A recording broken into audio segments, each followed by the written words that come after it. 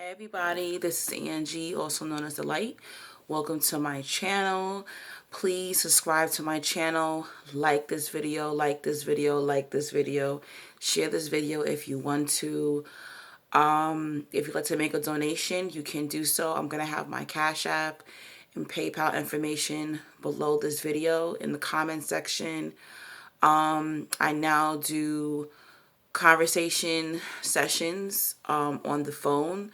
I don't do FaceTime, but if you want to talk about your narcissistic situations or spiritual questions, you can book me $15 for 30 minutes, $30 for 1 hour. Just comment in the comment section and I'll give you details on how you can do so. So today I want to talk about how it was living with a narcissist. Some of you could be thinking that who you're living with, whether it's a family member or you're in a relationship with this individual or friend, roommate, whoever, if they're narcissists, or you are sure, but you need still some clarification there. So I'm going to say one of the horrible experiences living with a narcissist was my grandmother, who was a narcissist. I would say that was worse than my stepfather. Maybe because I was a child, or he made me the golden child, but living with my narcissistic grandmother, who was my father's mom, it was total hell for years. Okay, so for those of you who are new, I've talked about this before in my videos, that when I was 23, my mom passed away. So I had nowhere to go. I live in New York City, and rent is very expensive here. To live here is expensive. So I ended up moving in with my narcissistic grandmother. That's how I ended up in her home. And I had to ask to get into her house anyway. She never offered for me to come live with her. I was always the scapegoat, the black sheep.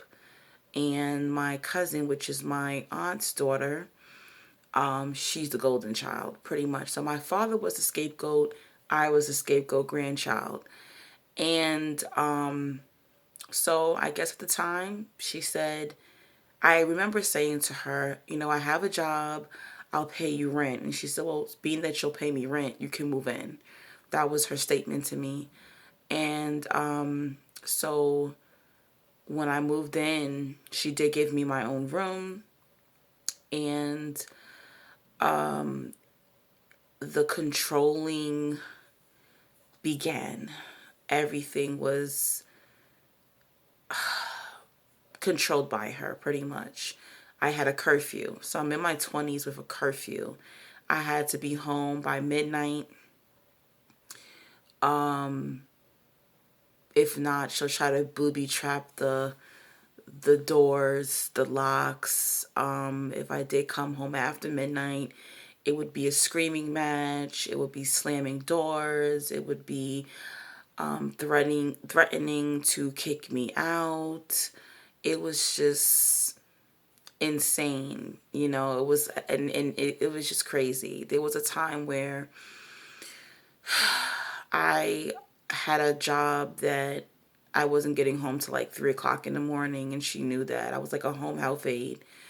So my boss would drive me home, and just the name calling and all these things started, to occur. She said, you know what? I don't think you're doing home health aide work. I think that you're prostituting at night. And she would tell family members and her friends that, oh, I think my granddaughter's a prostitute. Because, word got back to me or whatever the case is. Nothing you do will satisfy the narcissist, especially if you're not available, you're not home for them to basically throw all their shit on you. It's going to be hell when they do see you. From the time that she would wake up in the morning, you can hear through the house when she woke up, all I would hear is just constant sighing. She would wake up miserable. These narcissists are miserable. She would wake up miserable. She would wake up complaining. She'll wake up slamming items. Basically, if you were asleep, you were going to wake up because she was up. She would hide food. There was times where I didn't have enough money to eat, and I didn't eat.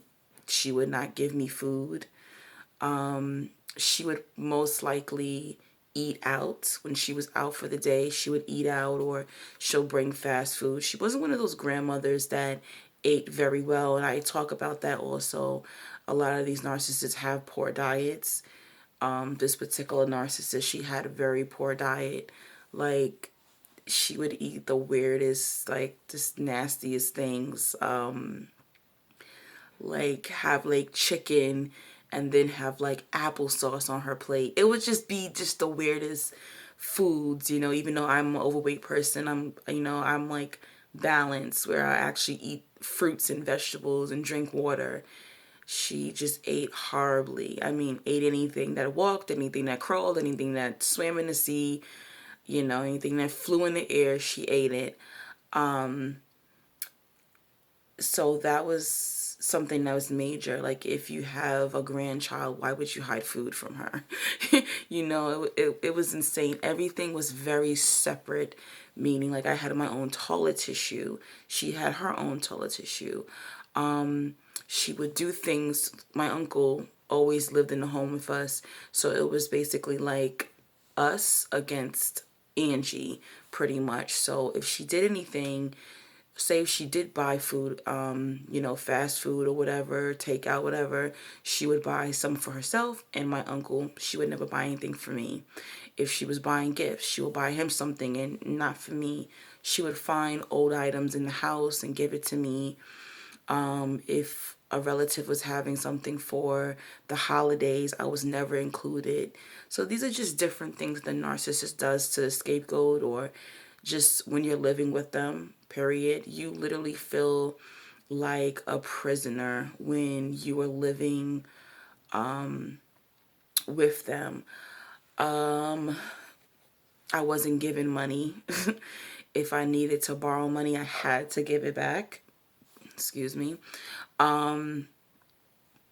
If I borrowed money, she would pick up the phone and she would go and call a relative and tell them, oh, Angelique just borrowed, money from me, or whatever the case is. Angelique's my real name. So another thing that she did is, it was never like a praying grandmother or just a grandmother baking cookies. It was never like that. She would literally get up in the morning, after sighing and making breakfast, she would get on the phone and gossip. These narcissists, their form of witchcraft is talking shit about people. And she would get on the phone and she would be gossiping and cackling, laughing, talking about everybody. And there was times she would literally be on the phone. I'm sitting in my bedroom and she's talking about me. Okay. There was times I would walk in the house and she's screaming so loud in the house, talking shit about me, made up things, or just simple things like, oh, she didn't make up her bed. Oh, yes, I wasn't allowed to lock my bedroom door. There was nights where I couldn't even close my bedroom door. I wasn't allowed to have company. In order to stay sane, I would literally, there was times where I would come home and I would see the light on. So she used to go to bed around 9 or 10 o'clock at night. And there was days where I would look up at the window to see if the light was on at the house, and I would just keep circling the block. I would keep walking the block, guys, just to avoid her, okay? These are things that you do. I'm sure some of you sit in your car to avoid confrontation. You never know what to expect when you're around these narcissists. You never know what personality you're going to get from these narcissists. And I never knew who she was going to be. There was some days where she was nice, but majority of the time it was always, I'm going through something, so I'm gonna load my shit on you. But there were days where I would sit outside. There were days I had nowhere to go, and I would still just leave the house just to get away from her. I would just walk to the park. It could be winter time. I would go for a walk for an hour to 3 hours just to get away from her. You know, it felt like I was trapped. You know, I felt like I was a prisoner. There was times that the arguments escalated so much, I left. I left. I moved out 3 times, guys. I moved out the house 3 times, sleeping on friends' couches, you know, doing whatever I needed to do for money, you know, surviving. Because I was like, nope, I'm not going back. And the narcissist does not like, you know, them to look bad. They don't like when you're going to make them look bad. So basically, she would call me back each time I moved out and say, you know what, this is your home. You need to come back. And mind you, I didn't know what narcissism was. So what did I do? Each of those times, I moved back in the house. And, you know, it was okay for a week or two. You know how they are. And then all of a sudden, it was back to the bullshit, pretty much. It's sad to say that this never ended until she actually died, okay? And when she died, it was like a relief. I mean, even the house felt different. It was like peace. It was just like a silence in the house, you know. It was just so peaceful. I've never been at peace so much after someone died until she died, pretty much. Hopefully this may help you. Maybe who you're living with is acting like this. Maybe I'll do a part 2 of this video. Peace and blessings. Take care.